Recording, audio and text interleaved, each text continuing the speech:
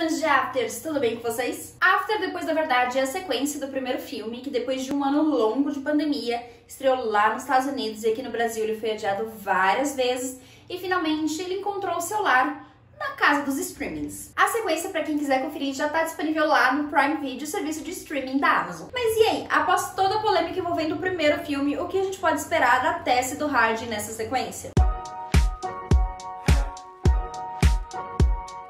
Bom, se você ainda não me conhece, eu sou Roberta Marque, então já deixa o seu like, porque assim você ajuda esse vídeo a chegar a mais pessoas. E não esquece também de se inscrever aqui embaixo e ativar as notificações, assim você fica por dentro de tudo o que vai vir. Antes de tudo, eu quero deixar claro que aqui a gente vai estar falando basicamente e literalmente e tudomente apenas dos filmes. Não vou entrar no universo dos livros, isso vai ser um papo para outro vídeo talvez.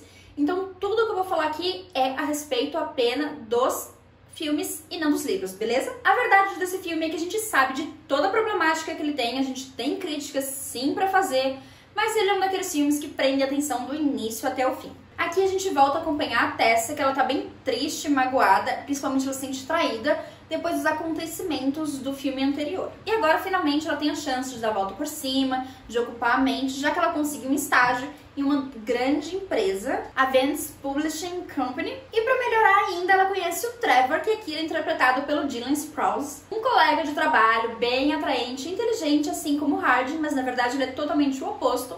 E aqui ele seria sim o par perfeito para a Tessa, se ela ainda não tivesse a mente e o coração 100% aberto para o Hardin. O filme ele continua assim, com vários problemas do seu antecessor, mas aqui os roteiristas, eles parecem que eles querem amenizar um pouquinho, passar um pouquinho de pano ali, digamos assim, pro Hardin, a fim de tentar justificar, suavizar ou amenizar o comportamento um pouco abusivo dele, um pouco não, na verdade bem abusivo dele, o que faz com que a gente simpatize um pouco mais pelo personagem, e é justamente o que acontece com a Tessa também. Ela começa a entender algum dos motivos dele, o que causa de novo ali uma aproximação entre os dois. E do mesmo jeito que traz essa aproximação, também é um dos motivos que vai causar o afastamento deles ao longo do filme, o que nos traz a nossa primeira grande problemática que não foi resolvida no primeiro filme e eles continuaram com a mesma história aqui pro segundo filme. Aqui a gente tem de novo aquele vai e vem da Tessa e do Hardin, aqui ele fica junto, separa, briga, separa, volta e fica junto, o que deixa o filme bastante cansativo. Quando você pensa que finalmente os dois se encontraram, se resolveram, vão ficar juntos,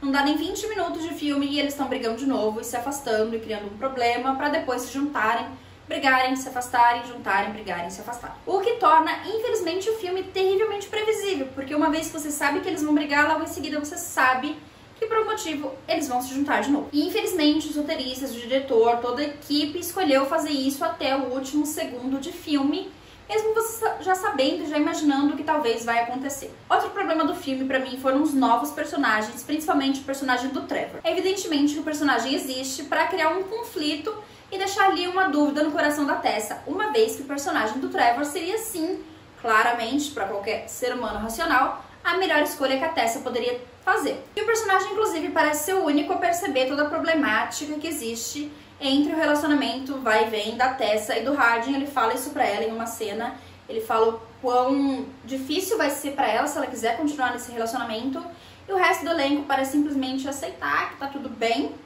quando o único sensato é o Trevor. Mas, porém, contudo, entretanto, todavia, o filme despreza, ele joga no lixo esse personagem que teria um papel fundamental na trama, mas no fim não serviu pra nada. O conflito, ou possível triângulo amoroso, nunca chega realmente a acontecer, na verdade ele nunca chega realmente a convencer quem tá assistindo de que isso pode se tornar algo a mais. O personagem do Dylan nunca ganha tempo suficiente de cena com a Tessa pra ter um envolvimento, pra fazer a gente acreditar num possível amor entre eles, ou numa possível atração, ou algo que possa acontecer. Isso, infelizmente, é totalmente descartável. O personagem aparece no começo, depois ele some por 90 minutos, ele vira tipo um nada no filme, e ele retorna no final como se ele fosse um vilão entre os dois, forçando um clima de romance que você não comprou antes, não foi vendido antes, e você basicamente ficou olhando para aquela cena achando tudo um absurdo de ridículo. E tudo isso é fruto do tempo que eles gastam na narrativa término e início entre a Tessa e o Hardin. Eles perdem muito tempo com isso